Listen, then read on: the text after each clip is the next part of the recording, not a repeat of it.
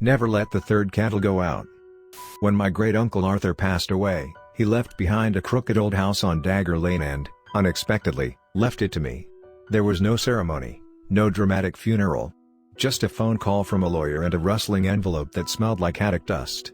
Inside was a single key on a rusted chain and a handwritten note, yellowed with age and barely legible, "To my only blood, I leave the house and its contents.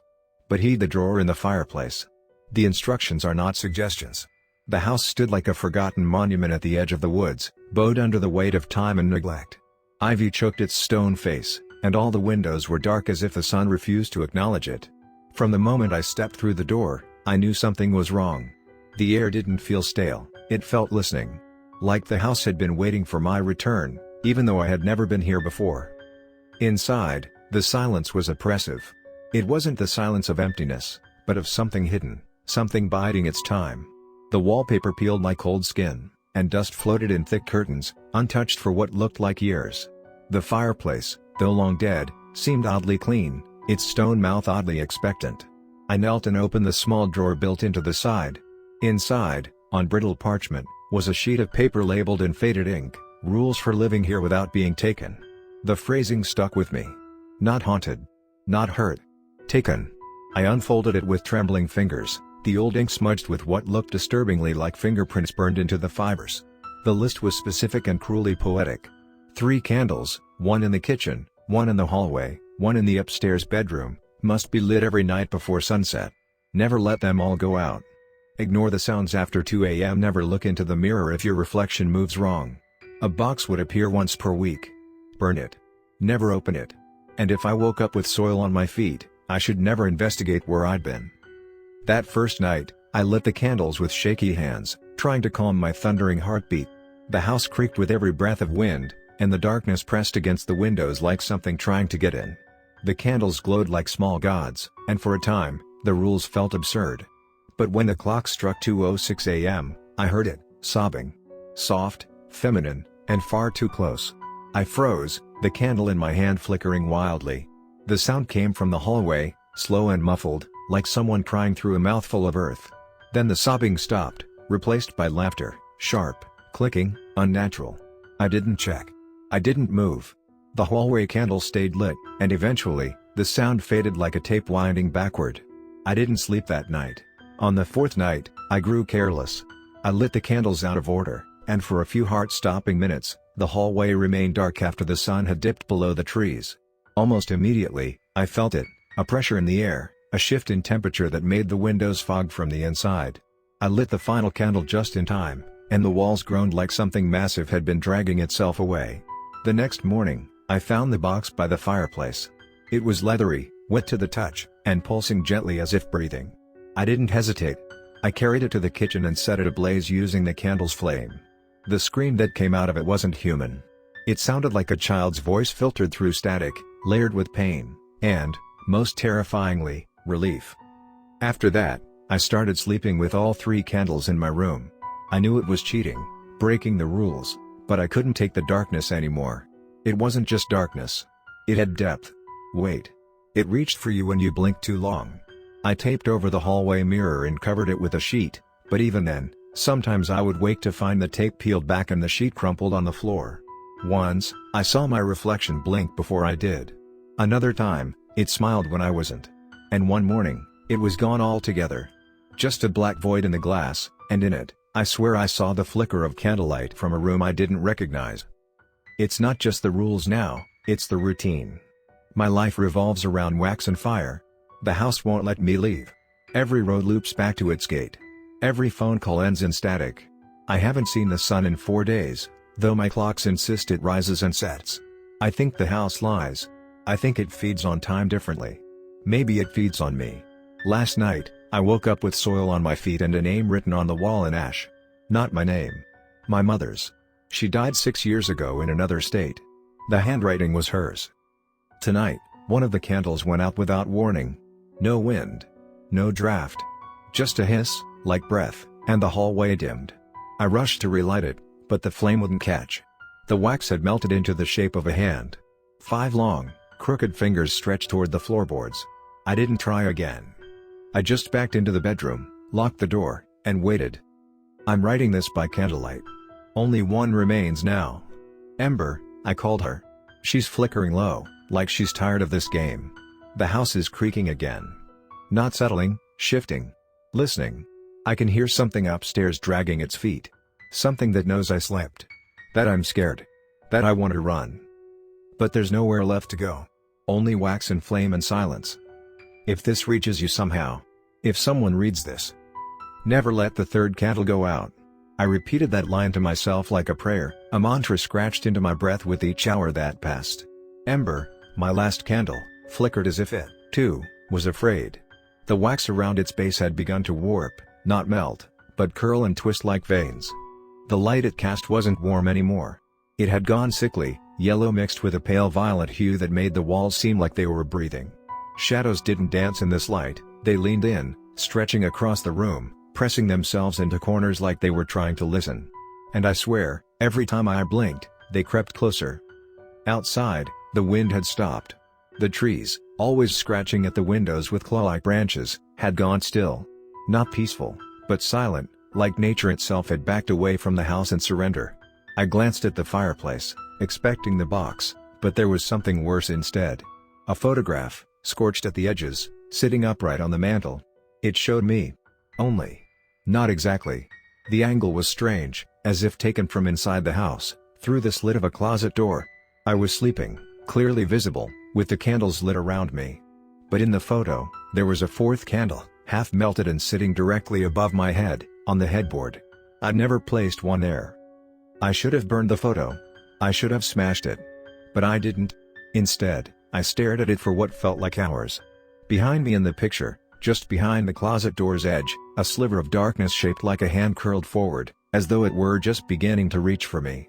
And now, sitting here, candlelight buzzing like static in my ears, I could swear I felt the weight of eyes behind the closet. Not watching. Waiting. Something changed in the air at exactly 3:33 a.m. I didn't need a clock to tell me. The walls groaned all at once, not like they were shifting but like they were exhaling. The floorboards below my chair rippled. Not water, not movement, but like the wood had become soft, pulpy. Something underneath the floorboards moved, slow and steady. I held my breath as a faint sound began, not footsteps. Not claws. Licking. A wet, rhythmic sound, as if something just beneath my feet was tasting the wood. And then came the voice. Faint, croaky, childlike, one left. Only one. The wax is tired. I spun and faced the mirror, the one I'd covered days ago and duct taped shut. The sheet was gone. The tape lay in curled, brittle strips on the floor. My reflection was gone, replaced by a corridor I didn't recognize. The hallway was impossibly narrow and lined with doors, each marked with a number carved into flesh. At the far end stood someone, or something, wearing my face, but taller. Skin stretched. Its mouth, much wider than mine, split open in a smile too eager to be real. It lifted its hand and held up a third candle, identical to Ember, snuffed out, dripping a dark red wax that steamed on impact with the floor. The glass of the mirror cracked slightly, and my voice came from its side, "You forgot me." I turned away, heart in my throat, and noticed the candle had dimmed further. It was no longer standing straight. The wax had started forming a spiral at its base, twisting in the direction of the fireplace. It pulsed once, like a heartbeat, and then I heard the knock. 3 times. Slow. Wet. Not on the door. On the inside of the window pane. I hadn't drawn the curtain tonight. There, pressed against the glass, was a face. Pale. Featureless except for a smile that didn't move. No eyes. No nose. Just a waxy expression, mouth closed but grinning. I didn't move. I didn't breathe. I just stared as it tilted its head, and another identical face slowly emerged beside it. And then another. 3, side by side, smiling into my living room like dolls waiting for permission to blink. The candle flickered once more. I rushed to it, shielding it with my hands, whispering its name over and over, "Ember, please. Stay. Please stay." The flames danced in protest, like it didn't want to anymore. The wax hissed, and from the shadow it cast, a hand, thin, long-fingered, reached across the rug from the closet and stopped just at the edge of the candlelight. It twitched, as if testing its boundaries. The moment the flame dimmed even a little, the hand inched forward again, dragging a second behind it. I didn't wait for the third. I ran. Through the hallway. Down the stairs. Past the fireplace, which now burned on its own, blue and cold. I saw shapes inside that flame. Faces I knew. My mother. My best friend from college. A teacher who died when I was a child. Their mouths were open in endless screams. The candle in my hand flickered violently, the wax trailing down my wrist like blood. As I reached the front door, it slammed shut. Not with wind. Not with force. With decision. The house wouldn't let me go. I turned and saw the stairs crawling with shadows. Long-limbed figures emerging from walls, dragging themselves along the ceiling. Every one of them smiling. Their eyes were pits of candlewick. Hollow. Empty. Hungry. I backed into the kitchen. Set the candle on the counter. Watched its light grow smaller. Ember didn't want to burn anymore. It was tired. The house knew.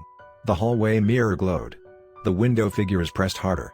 And in the center of the floor, something rose, slow and deliberate, with a waxen face, a flame for a mouth, and a body made of melting time.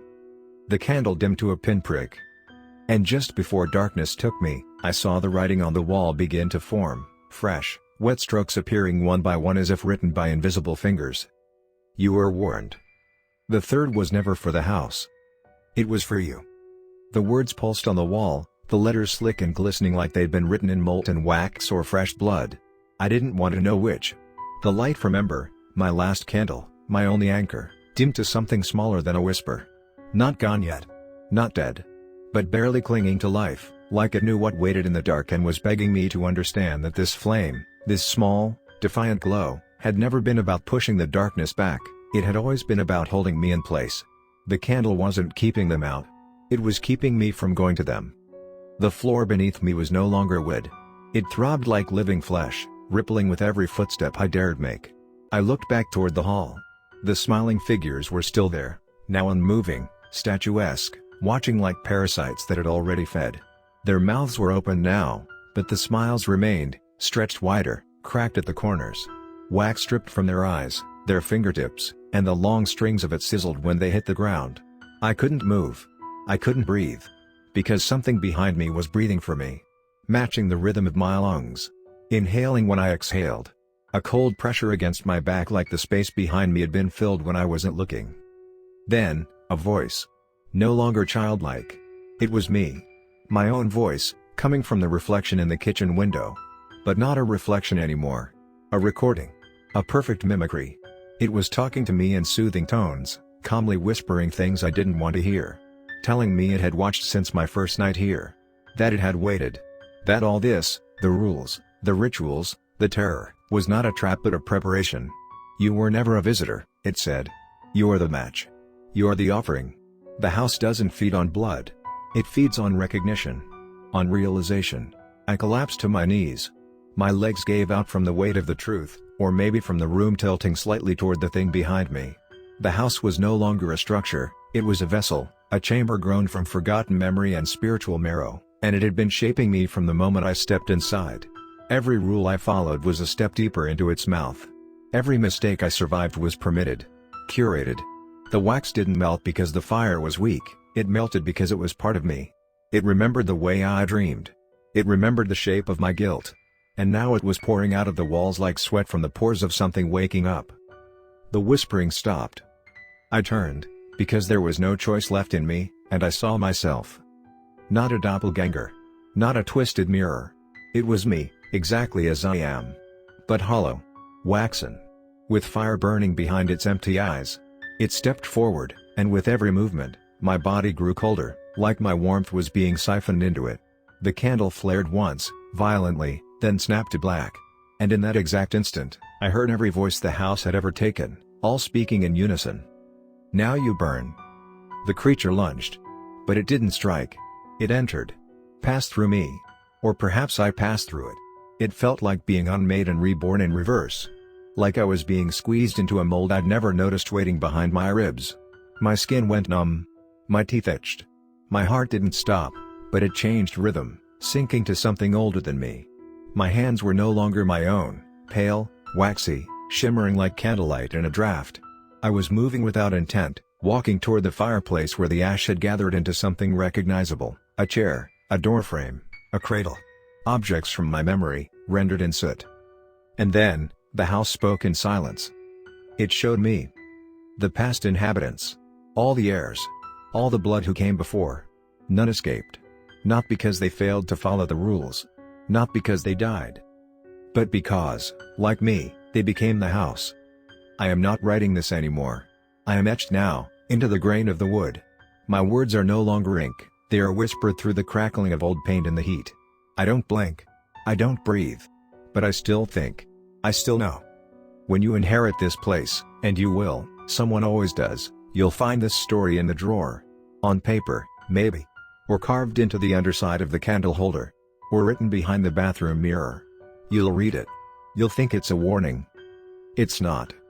It's a memory, and it's already becoming yours. So go ahead. Light the candles. But remember, it was never to keep the dark out. It was to show the dark where you are.